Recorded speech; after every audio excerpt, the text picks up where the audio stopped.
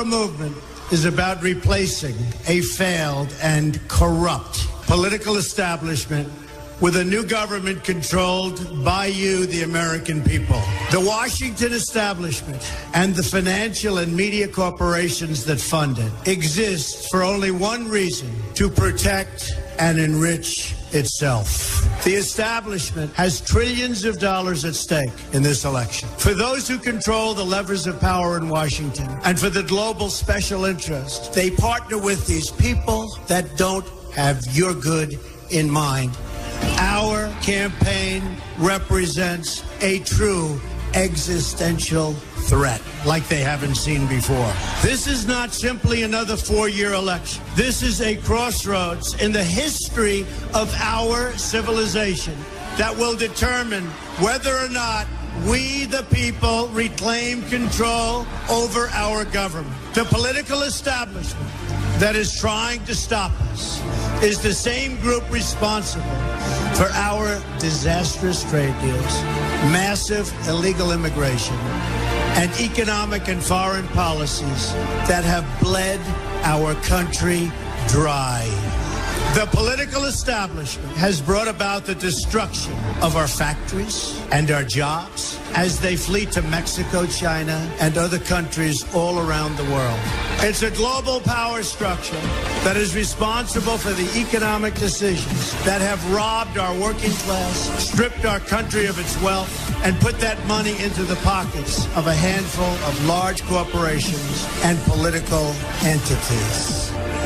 This is a struggle for the survival of our nation, and this will be our last chance to save it. This election will determine whether we're a free nation or whether we have only the illusion of democracy, but are in fact controlled by a small handful of global special interests rigging the system, and our system is rigged.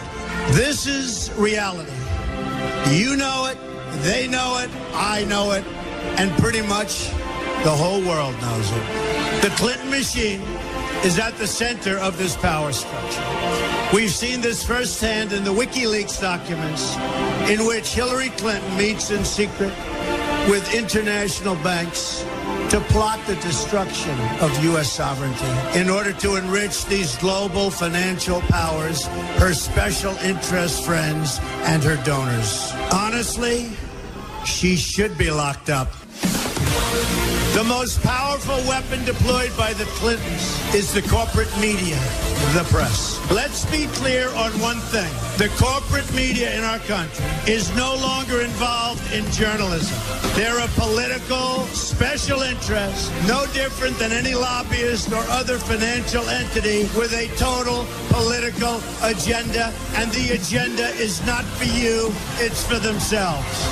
Anyone who challenges their control is deemed a sexist, a racist, a xenophobe. They will lie, and then again, they will do worse than that. They will do whatever's necessary.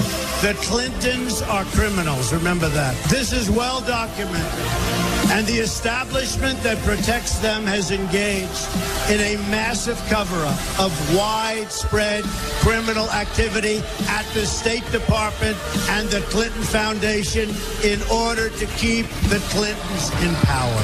They knew they would throw every lie they could at me and my family and my loved ones. They knew they would stop at nothing to try to stop me. Nevertheless, I take all of these slings and arrows gladly for you. I take them for our movement so that we can have our country back. I knew this day would arrive. It's only a question of when. And I knew the American people would rise above it and vote for the future they deserve. The only thing that can stop this corrupt machine is you. The only force strong enough to save our country is us. The only people brave enough to vote out this corrupt establishment is you, the American people. Our great civilization has come upon a moment of reckoning.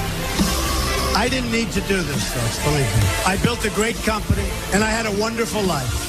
I could have enjoyed the fruits and benefits of years of successful business deals and businesses for myself and my family, instead of going through this absolute horror show of lies, deceptions, malicious attacks. Who would have thought?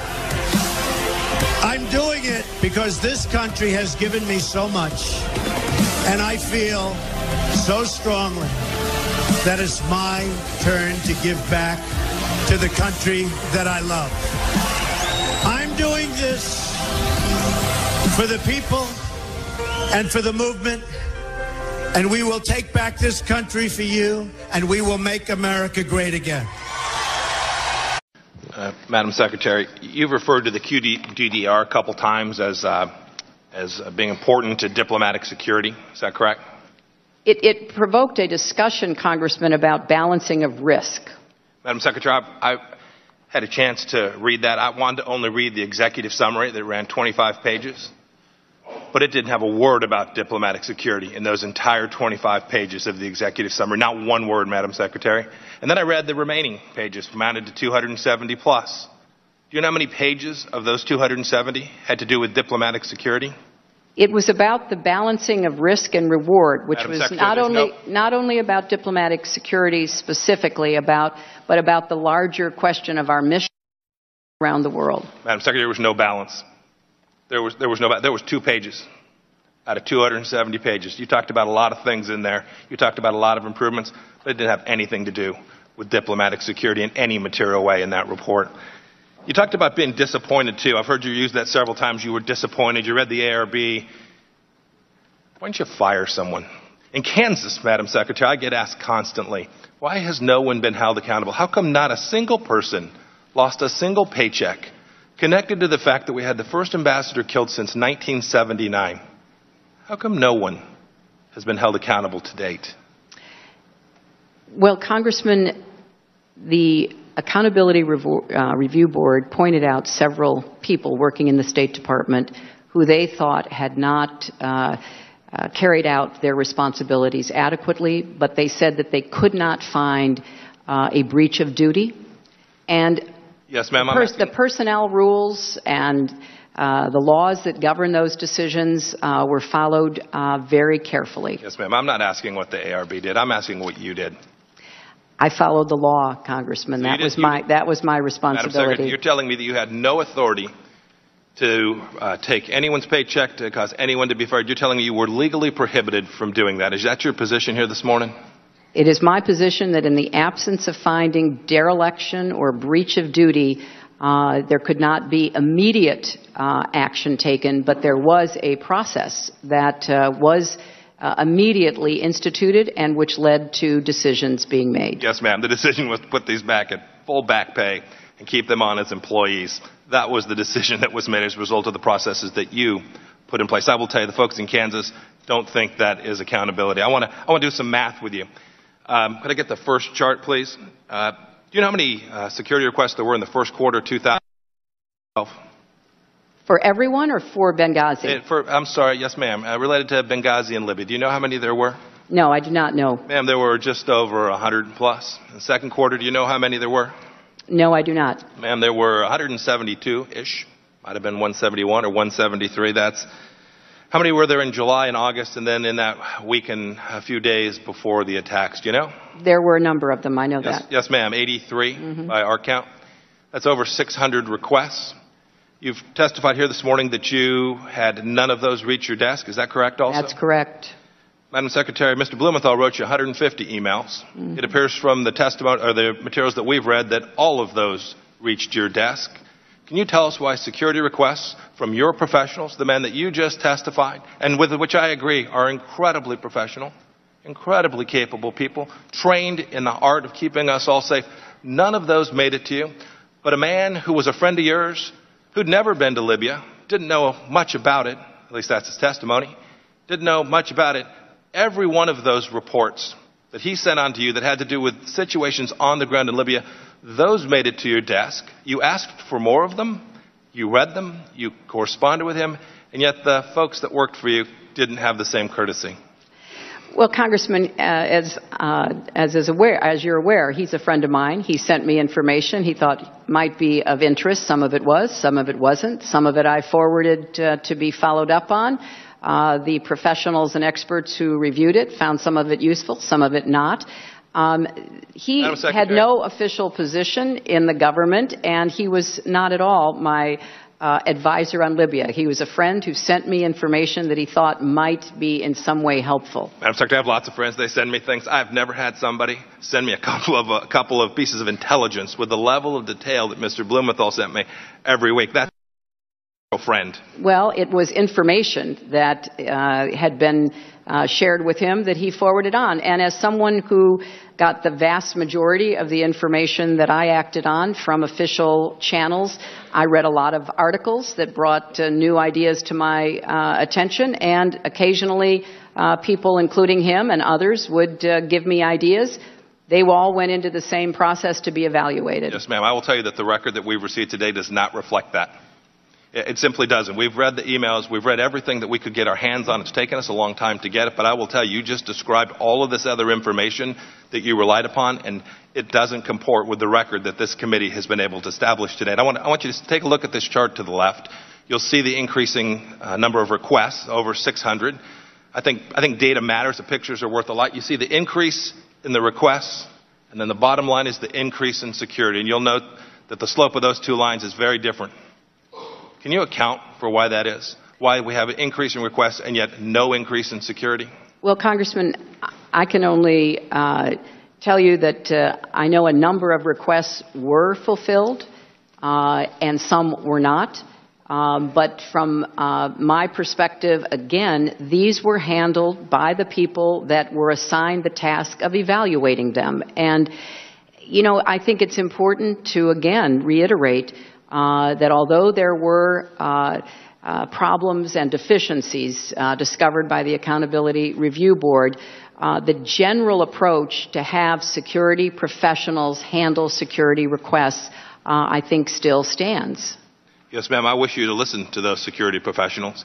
You described Mr. Stevens as having the best knowledge of Libya of anyone. Your words this morning. And yet, when he asked for increased security, he didn't get it. The second chart. It's the same thing. I just talked to you about requests for additional assistance. This chart goes through. I won't go through the numbers in detail. We've talked about them a bit, but it shows the increasing number of security incidents at the facility, your facility, State Department facility in Benghazi, Libya. And then again, it shows the increase in security being non-existent.